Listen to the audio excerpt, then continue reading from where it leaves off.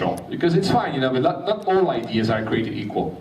You know, some ideas will be okay to do a lifestyle business, which will be okay just for you and sustain your family. But how do you make sure it's a really big idea? Well, you've got to find out, you know, what problem it solves. You know, the best ideas are simple solutions to large problems.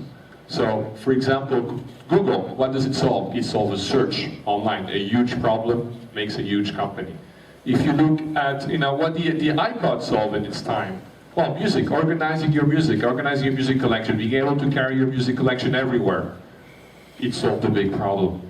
Skype, huge thing. Remember those bills that you had to pay when you had to call friends in the US or somewhere else? Gone, forever. Skype, simple calls, free calls, perfect. So they solve big, big problems. And often your initial idea, it won't be the right one. You'll have, you know, you'll think of, you have a great idea to start something, and you'll do something else. How many of you have heard of Groupon? Okay, Groupon, huge company, the most recent IPO, I don't even remember the numbers, a few, you know, 16, 20 billion, who cares? IPO a week ago. Groupon was a company called Social Point before that did something completely different, and then they changed. So, it wasn't the original idea. A good team can always turn a bad idea into a successful project because they will change the idea. So it's important that you have a good team. The right idea with a bad team will fail. I mean, when I was doing, you know, a bit of angel investing and all that, I would tell people, yeah, send me your idea and all this stuff, but I don't really care about your idea. What I care about is you, and I want to meet you, and I want to meet who you're doing it with, and then I'll know if you can make it work. The team, that's the key. So the co-founders are key. You know, who you work with, who you're going to work with is really key. It's very, very important that you're complementary, that they're different. If you're a technical person, get a business person. If you're a marketing person, get a financial person to work with you. Convince a co-founder. If you can't convince somebody to believe in your idea and do it with you, that idea doesn't have a lot of potential likely. And start with sweat equity. You know, don't go out there, I've got an idea, Dad, give me some money, Aunt, give me some money, somebody give me some money somewhere. No, you've got to start working, give it some sweat. It's, you know, starting ideas, you know, making companies successful, it's 90% perspiration, 10% inspiration. And then, being inexperienced. For example, you know, you don't know anything about this market, you don't know anything about this market. You want to start a fashion business, but all you know about fashion business is what you read in magazines. Who cares? Doesn't matter you're inexperienced. Actually, I think it's an advantage, because if you're inexperienced, it means that you don't know it's impossible. If you don't know it's impossible, you might just make it possible. So inexperience is not a problem. And you want smart doers. You don't want people who are just smart, because, you know, then they don't get anything done. And you don't want people who are just doers and stupid, because that's really dangerous. So you want people who are both smart doers. And also you want people you can have fun with. I mean, this is like getting married. This is more than getting married. I mean, most marriages now last 2 years or 3 years and then divorce and then you get married again. The company can last 5 years, 10 years, 15 years, 20 years. You might be with these guys for the next 10 years of your life. If they're people you don't like and boring, ooh, trouble. So make sure it's people you can have fun with. And remember, there's no I in team. It's not about individuality. It's not about ego. Okay, be very careful. I see so many companies just completely get destroyed because of ego. Because people like, oh no, I'm in charge of this, you're in charge of that. So be careful with that. And also make sure there is one cook in the kitchen. Just one cook. One person that really has the vision and follows the vision. So although there's no I in team, you need to have someone who's the CEO. And it can change from year to year, it doesn't matter. But one person drives the vision for a period of time. Very, very important. I mean, then, a lot of people tell me, especially in countries like Romania, okay, but that's all fine, you come from a Western country, you know people who have money, so you could raise some money, come, here's my idea, invest is my idea. It doesn't work, and now you don't need that much cash to start a business. No, really, when you're at the IT stage, sweat equity and friends and family. That's really where you get your cash. Because unless you're these guys, any of these guys, no angel, no VC is ever going to give you money just based on an idea and a few slides. It doesn't work. It doesn't work that way, unless you've got a sugar daddy. So launch something quickly. Make it exclusive, especially if it's internet. You know, Gmail was great at this. You know, you could only get a Gmail account if you had an invite. That is so key, that is so important, that really helps you. Make things exclusive, make things about status. In eRepublik, when we launched eRepublik at the beginning, nobody knew us. I just tweeted the fact, hey, we launched this new world online. You know, and at the time I had 500 followers, it was the beginning of Twitter. Okay, and we said, here's 100 invites. The first people to answer this get 100 invites and they get in, okay? Within 1 week, we had 30,000 people playing eRepublik from 38 different countries.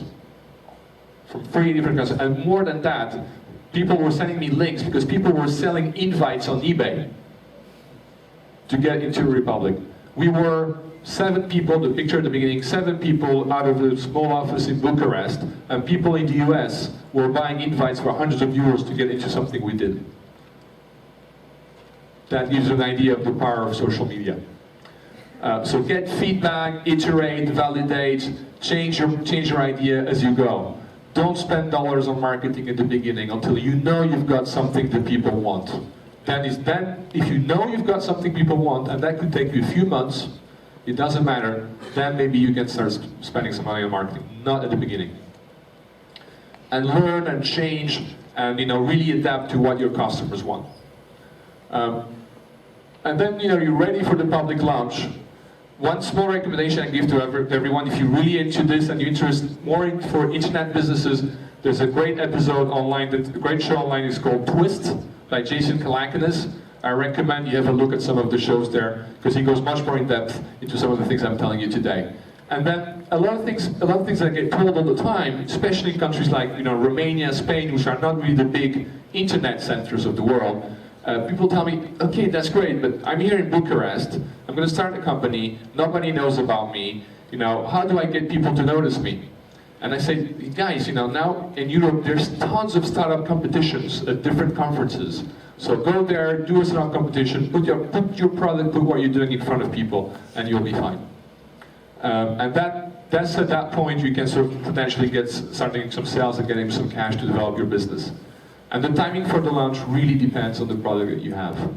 But the important thing that you need to remember is when you're executing, when you're building your idea, when you're turning a company, when you're starting, everybody you meet, from the taxi to the people on the bus, everybody, just talk to them about what you're doing. Promote like mad.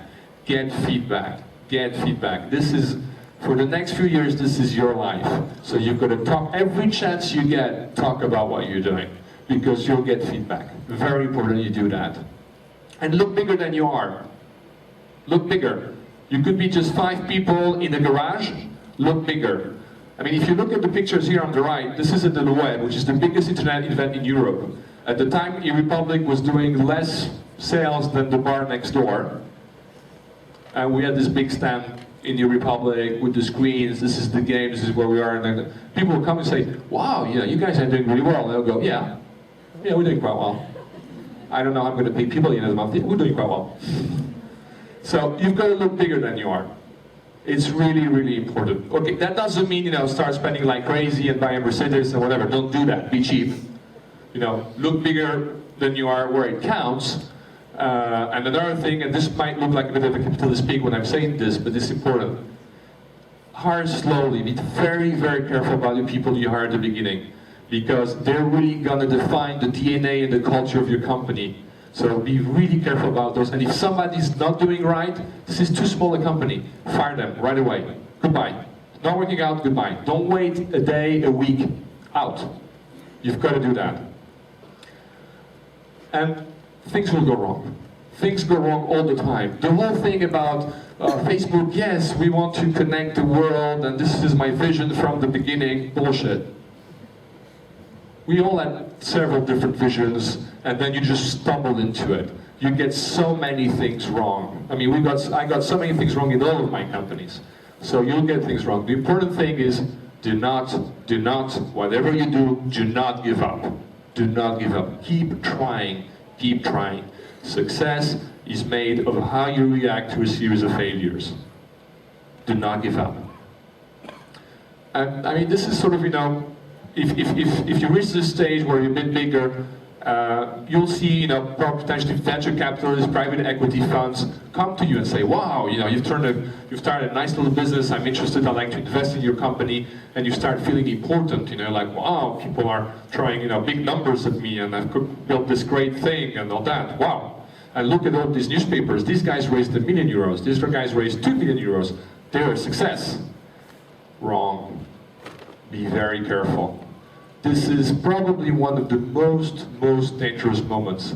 All these companies raise VC funds. These guys, Boo.com, raised 30, 50 million euros, went busted next year. A lot of these people raised a lot of money and then went bust. Be very careful. This is ego talking again. You know, VCs and private equities, they don't necessarily have the same priorities that you have. Their number one priority is you want your company to grow very fast. When they put €1, they want to get 10 euros back. Their second priority is for your company to be profitable. Your priority, you just want to create a great company. You just want to create something really special. You want to turn your idea into something great. Maybe you want to change the world. Be very careful. Your interests might not be aligned. So don't raise money for ego. Don't raise money to prove to other people just how successful you are. Okay? And at this time, you know, it's harder choices cause your mistakes. So make sure you focus on what your idea was about initially. And I'm almost finishing. No matter what you do, if you don't want to end up like these guys, you want to make sure that no matter what happens, you do not run out of money. Sounds like obvious, but so many people forget that. If you've got no money anymore, you can't have a company. So don't run out of money. And eventually, you will find and you'll land on your feet and you'll create a great company. And I hope that this will give you a few ideas, and I hope also this will help you turn one of your ideas into a business.